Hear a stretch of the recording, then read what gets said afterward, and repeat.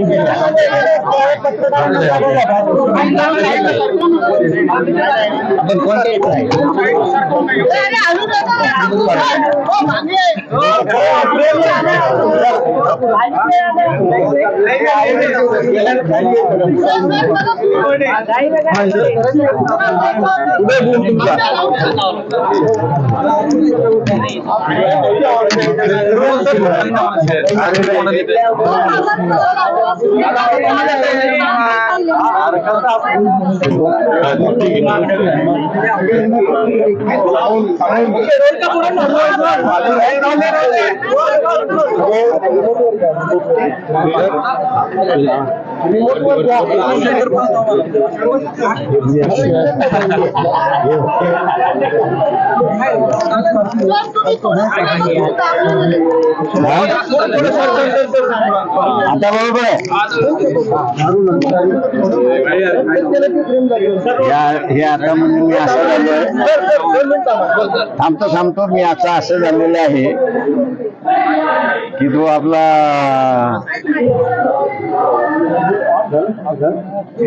Secret agent असतो ना, सगळं वायरलेस घेऊन. उपस्थित सर्व पत्रकार बंधू भगिनींचे स्वागत. मुलांना विनम्र अभिवादन, पक्षातर्फे विनम्र अभिवादन. आणि आम्ही बाळासाहेबांना विनंती करतो की आजच्या या प्रेसला सुरू करू. महात्मा फुलेंना आम्ही असणारी या ठिकाणी आपली सुमन वाहण्यासाठी या ठिकाणी जमलेलो आहोत. परंतु त्याच्याच बरोबर या ठिकाणी मौलाना हसन कादरी, त्याच्यानंतर कारी इद्रिस, त्याच्यानंतर मौलाना बिस्मिल्ला मुफ्ती अहमद, मौलाना हसन अन्सारी असे हे सगळे या ठिकाणी उपस्थित आहेत. एकंदरीत महात्मा फुलेने जो लढा सुरुवात केला त्या लढ्याची असणारी फळं आपल्याला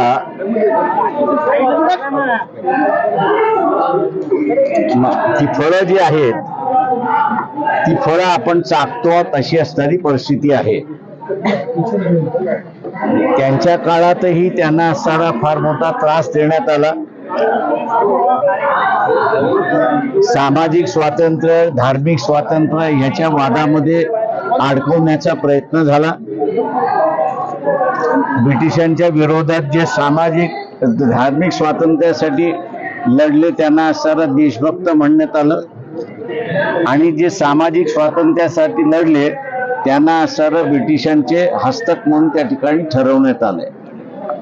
आज पुन्हा असणारं तीच परिस्थिती आपल्याला या ठिकाणी दिसते की या देशामध्ये ज्यांनी धार्मिक हस्तक्षेप होतोय आणि आमच्या वैदिक धर्मावरती आघात होतोय असा ज्यांनी कांगावा त्यावेळेस केला होता त्यांनी आता नव्याने असणारा कांगावा या ठिकाणी सुरुवात केलेला आहे की या देशामध्ये हिंदूंचं राज्य असूनही देशाला हिंदू असं संबोधित करावं, घोषित करावं असा लढा चाललेला आहे. मी दुर्दैवाने असं म्हणेन की या लढ्याचं असणारं गांभीर्य लोकांच्या समोर आलेलं नाही आणि आज पुन्हा आपल्याला असणारं दिसतंय की पुन्हा वैदिक परंपरा ह्या देशामध्ये सुरुवात व्हावी आणि करावी, याच्यावरती संविधानावरती बदलणार अशी घोषणा आहे. RSSच्या वतीने कोणी बोलत नाही आहे, विश्व हिंदू परिषदेच्या वतीने कोणी बोलत नाही आहे, पण देवेंद्र फडणवीस ज्यांना प्रांत प्रतिनिधीपर्यंत जाता आलं नाही संघाच्या हायरार्कीमध्ये, आज तेच म्हणायला लागलेत की आम्ही असणारं संविधान बदलणार नाही. माझ्या अंदाजानं रस्त्याच्या माणसावरनं कितीही बोंबलला तर त्याच्यावरती कोणीही विश्वास ठेवत नाही. आमचं देवेंद्र फडणवीसांना आव्हान आहे की आपलं असणारं वक्तव्य हेच मोहन भागवतांचं वक्तव्य आहे आणि त्यांनी असणारं हे जाहीर करावं अशी आम्ही अपेक्षा त्या ठिकाणी पकडतोय. जोपर्यंत मोहन भागवत जे RSSचे प्रमुख आहेत घोषणा करत नाही की त्यांनी 46 ते 50 या दरम्यान जे वक्तव्य RSSच्या वतीने झालं होतं त्याच्याशी आम्ही असणारं निगडीत नाही, ते आम्ही असणारं जाळतो, ते आम्ही असणारं नाकारतोय, तरच या ठिकाणी असणारं मान्य होईल अशी असणारी परिस्थिती आहे. मी मागेही म्हणालो की 3 डिसेंबरच्या नंतर या ठिकाणी अनेक दंगली होण्याच्या असणाऱ्या शक्यता आहे. आपण लोकल पोलीस स्टेशन मध्ये जर आज गेलात तर लोकल पोलीस स्टेशन वाल्यांना सतर्कतेचा इशारा आलेला आहे आणि कुठल्याही पद्धतीमध्ये 6 डिसेंबर नंतर काहीही होऊ शकते अशा इन्स्ट्रक्शन्स त्यांना आलेल्या आहेत. पक्षाच्या वतीने 2 महिन्यापूर्वीच मी असं म्हणालो होतो की एकदा 4 राज्याच्या निवडणुका संपल्या की या देशाची परिस्थिती पूर्णपणे बिघडणार आहे अशी असणारी परिस्थिती आहे. दुर्दैवाने इथे असणारं मुसलमानांना टार्गेट केल्या जात आहे आणि दुसऱ्या बाजूला ओबीसीचं आरक्षण या ठिकाणी टार्गेट केल्या जात आहे. ज्यांचा ह्या लढ्याशी संबंध नाही, ओबीसीच्या लढ्याशी संबंधित नाही, त्या सगळ्यांनी असणारा हा लढा आपल्या ताब्यात घेऊन या दंगली कशा वाढतील अशाच स्वरूपाचं वक्तव्य त्या ठिकाणी करतायत. यासाठी ओबीसीनी सतर्क राहावं अशी असणारी परिस्थिती आहे. या अगोदरच मुस्लिम समाजाला माझा असणारा सल्ला होता, गेले 9 वर्ष आपण असणारा अत्याचार या ठिकाणी सहन केलेला आहे. 4 महिने शिल्लक राहिलेले आहेत लोकसभेच्या निवडणुकीमध्ये. या 4 महिन्यामध्ये जो काही अत्याचार होईल तो असणारा सहन करा. लोकसभेच्या निवडणुकीच्या माध्यमातून शासनामध्ये निश्चित बदल होणार ही खात्री मी आपल्याला असणारं त्या ठिकाणी देतो. उद्याचं सरकार कोणाचं असेल हे सांगता येणार नाही, पण ह्या देशाचे पंतप्रधान नरेंद्र मोदी राहणार नाहीत एवढी गवाही फक्त असणारं मी त्या ठिकाणी आपल्याला असणारं देऊ शकतो. दुसरं, आपल्याला एक सवय लागलेली आहे की कुठलाही प्रश्न हा धार्मिक चष्म्यातूनच बघावा अशी असणारी परिस्थिती आहे. गदाफीच्या विरोधात ज्यावेळेस जन आंदोलन लिबियामध्ये झालं त्यावेळेस बीजेपीचं सरकार होतं. लिबिया हे राष्ट्र आहे, तेव्हा गदाफी बरोबर राहायचं की लोकांसमोर राहायचं याच्यापेक्षा ते मुस्लिम राष्ट्र आहे, आपल्याला काय करायचं अशी असणारी परिस्थिती आहे. आजही आपल्याला असणारा फिलिस्तीनच्या प्रश्नावरती इस्रायल आणि फिलिस्तीनच्या लोकांमधला लढा सुरुवात झालाय, बॉम्बिंग सुरुवात झालेली आहे त्या सगळ्या ह्याच्यामध्ये. आणि तिथे आपल्याला असं दिसतंय की पॉलिटिकल लिडरशिप ही एक लाईन घेत आहे आणि ऍडमिनिस्ट्रेशन जी आहे ती दुसरी लाईन घेते असं आपल्याला त्या ठिकाणी दिसतंय. जे प्राईम मिनिस्टर हे इस्रायल बरोबर आहेत आणि फॉरेन मिनिस्ट्री आणि फॉरेन सेक्रेटरी हे पॅलेस्टाईनच्या लोकांबरोबर आहेत अशी असणारी परिस्थिती आहे. अशा या ठिकाणी भारतावरती फार मोठा परिणाम होऊ शकतो. या युद्धाची व्याप्ती वाढली तर या युद्धाची व्याप्ती वाढली तर भारतावरती फार मोठा परिणाम होऊ शकतो. कारण का भारतीय या गल्फ कंट्रीज मध्ये 5 कोटीच्या वरती आहेत अशी असणारी परिस्थिती आहे. युद्ध झालं तर त्यांना असणारं सोडावं लागेल किंवा त्यांना असणारं सुरक्षित आणण्यासाठी सरकारला पूर्णपणे बोजा उचलावा लागेल. दुसऱ्या अनेक गोष्टी आहेत की ज्या मी इथे मांडलं, एकच फक्त आपल्या समोर या ठिकाणी मांडलंय. माया बरोबर असणारे जमाते इस्लामीचे असणारे पुणे शहराचे अध्यक्ष आहेत, जमाते उलमा हिंद यांचे असणारे अध्यक्ष आहेत. सरकारी 3 दिवसापूर्वी मुंबईमध्ये सर्व मुस्लिम संघटनांची बैठक झाली. एक 400 उलेमा आणि मौलवी त्या ठिकाणी उपस्थित होते आणि त्या सगळ्यांचा निर्णय झाला की 8 डिसेंबरला आझाद मैदानावरती पॅलेस्टाईनच्या इश्यूवरती, फिलिस्टाईनच्या इश्यूवरती आपण असणारा पीस सभा त्या ठिकाणी घेतली पाहिजे आणि वेगवेगळ्या धर्माचे जे लोक आहेत त्या सगळ्याने त्या ठिकाणी उपस्थित राहावं असं आवाहन सुद्धा त्या ठिकाणी करण्यात आलेलं आहे. मी असं म्हणेन की मुस्लिम संघटनांच्या, रिलिजियस संघटना असतील, पण त्यांनी असणारं एक भूमिका घेतली. त्या भूमिकेला वंचित बहुजन आघाडी साथ देते आणि आम्ही त्या ठिकाणी उपस्थित राहणार आहोत.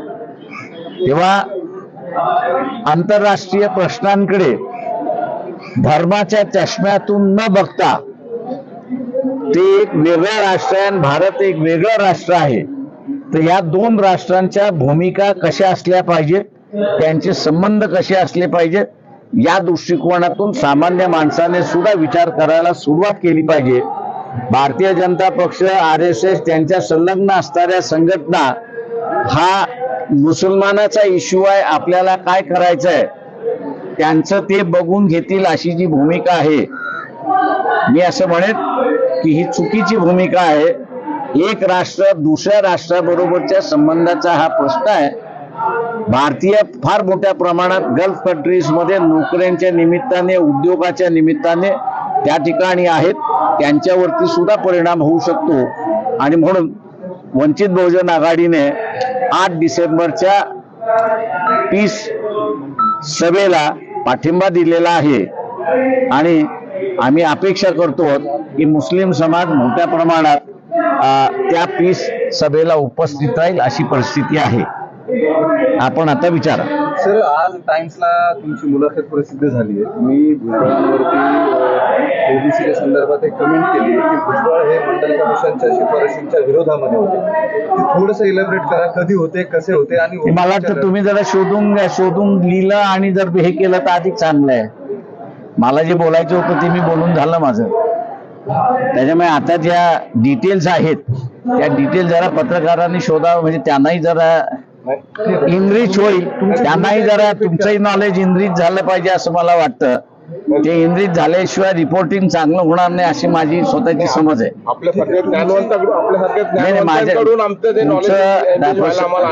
माझं म्हणणं असं आहे की आम्ही नॉलेज आपल्याला दिलेलं आहे, प्रिमायसेस आपल्याला दिलेले आहेत.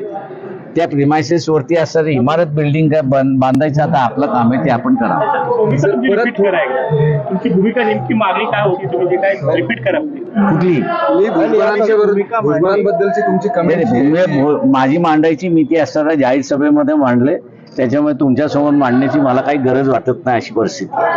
पण तुम्ही याच्यावरती ठामात की भुजबळांची भूमिका ही मंडल कमिशनच्या विरोधामध्ये होती. म्हणून मी म्हणते जरा इतिहास शोधा आणि काय इतिहास आहे तो जरा लोकांसमोर आणा. बरं, काल भुजबळांना जेव्हा आम्ही असं विचारलं की तुम्ही असं म्हटलात की त्यांची भूमिका मंडल कमिशनच्या विरोधात आहे, तर ते असं म्हटले की माझी तर प्रकाश भाईंबद्दल काही नाराजी नाही किंवा मी माझी त्यांच्याबद्दल नाराजी नाही ना. ते त्यांनी आम्हाला सहकार्य केलं. उलट त्यांना जेलमधनं काढणारा मीच आहे. जजला मी जर शिव्या घातल्या नसत्या तर आज जगन भुजबळ बाहेर नसते. त्याच्यामुळे असताना माझी नाराजी जर असती तर मी जजला शिव्या घातल्या नसत्या पब्लिकली. त्यांना सोडत नव्हते त्यावेळेस. त्यांचा बेल ड्यू होता, तो बेल ज्युडिशरी नाकारत होती त्यावेळेस असताना उलटा वार मीच केला होता की ज्युडिशरी जर व्यवस्थित वागली नाही सुप्रीम कोर्टाच्या निर्णयानंतर तर जजवरती सुद्धा केस होऊ शकते हे त्यांनी लक्षात घ्यावं आणि त्याच्या नेक्स्ट डे मध्ये छगन भुजबळाला सोडण्यात आलेलं आहे. पण त्यांनी कधी असताना माझे आभार मानले नाहीत. ओबीसी आरक्षणासंदर्भातली तुमची भूमिका आता नेमकी काय असणार आहे? ती मी काल सभेमध्ये सांगितलेली आहे, तुम्ही पुन्हा ऐकून घ्या ती.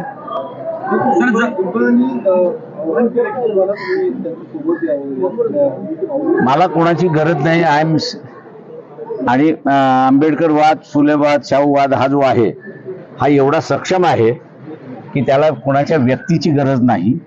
त्या वादामध्येच एवढी ताकद आहे की ते सेल्फ सस्टेनिंग आहे. भुजबळ नेते म्हणून तुम्हाला त्यात असोसिएट व्हायचं नाहीये का ओबीसीच्या या सगळ्या एकूण लढ्यामध्ये, की तुम्ही सेपरेटच? मला वाटतं म्हणून मी तुम्हाला म्हटलं ना, जरा इतिहास तुमचा जरा सुधरून घ्या, अभ्यास करून घ्या. तुम्ही अभ्यास केलेला नाही म्हणून तुम्ही असं इथे वाईट शब्दात बोलत नाही, पण तुम्ही अज्ञानी मला दिसताय. हा लढा महाराष्ट्रातला जो आहे ओबीसीचा, हा ओबीसीचा लढाचा जनक हा प्रकाश आंबेडकर आहे, एवढं लक्षात ठेवा. म्हणूनच त्याच्यामधला अभ्यास करून जर विचारला ना तर त्याला उत्तरं द्यायला जरा मजेत वाटतात.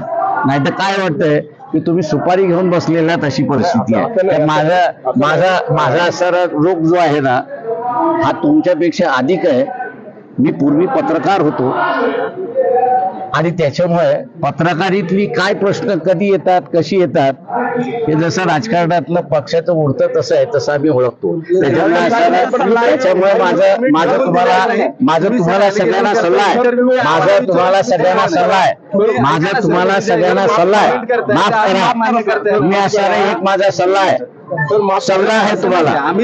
मला माझ्या असलेल्या प्रश्नाच्या इश्यू मध्ये तुम्हाला एक लक्षात घ्या, मी कॉमेंट करणार याचं कारण की सरळ जर तुम्ही प्रश्न विचारणार असाल तर सरळ उत्तर येणार आहे.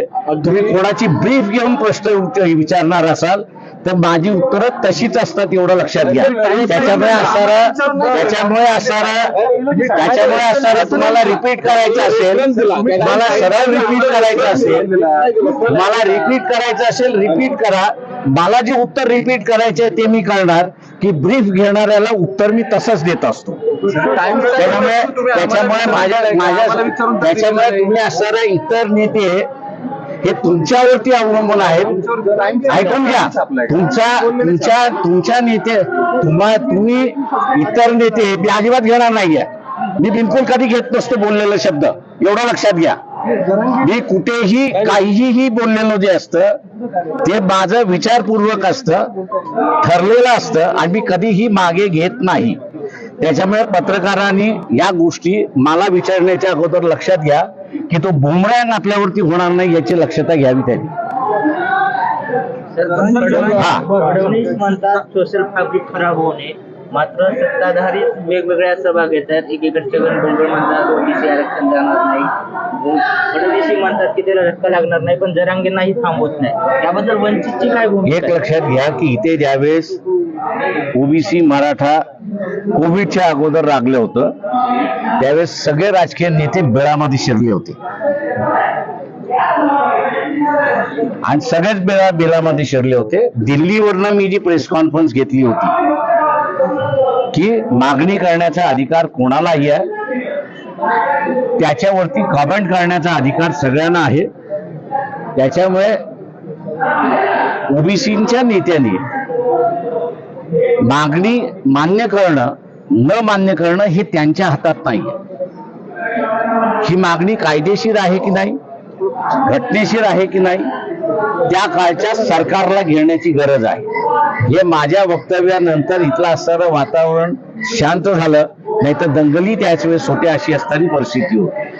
आजही असणारं तेच मला दिसतंय की इथे दंगली कधीही आणि केव्हाही घडू शकतात.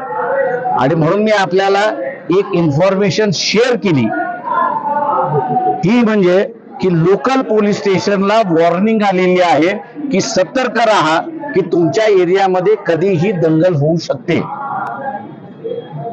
पत्रकारी करतो आपण हे बरोबर आहे, पण त्याच्याबरोबर मी एक नागरिक आहे हेही लक्षात घ्या. तेव्हा माझी ही जबाबदारी आहे नुसतं आग लावायची नाही, तर ती शांत राहण्याची सुद्धा माझी एक जबाबदारी आहे. नुसतं TRP बघून चालत नसतो. आणि ती नेत्यांची पण जबाबदारी असते. ती असते नेत्यांची, ती मी पार पडतोय. त्याच्यामुळे असताना मला शांतपणा शिकवण्याच्या भानगडीत पडू नका. तुम्हाला शिकवण्यात काही होते नाही, मग त्याच्यावर शांत राहता, त्याच्यावर शांत राहता, नाही शिकवणी तर शांत राहा त्याच्यामध्ये.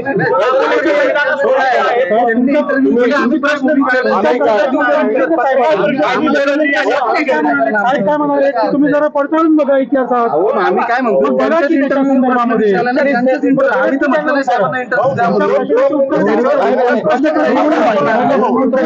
त्याच्यामध्ये असणारा दिलेला स्पष्ट आहे. कळत नसेल तर मला सांगू नका.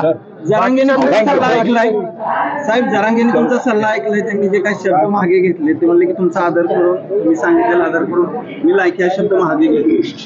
ते चांगलं आहे, स्वागत आहे माझं. मी असं म्हणेन जरांगेचं मी असं स्वागत करतो की त्यांनी त्यांचा लढा एका दायऱ्यामध्ये ठेवून की मराठा समाजाला आरक्षण मिळालं पाहिजे, हा दायरा त्यांनी असणारा कायम केला. त्याच्याबद्दल मी याचं त्यांचं स्वागत करतो.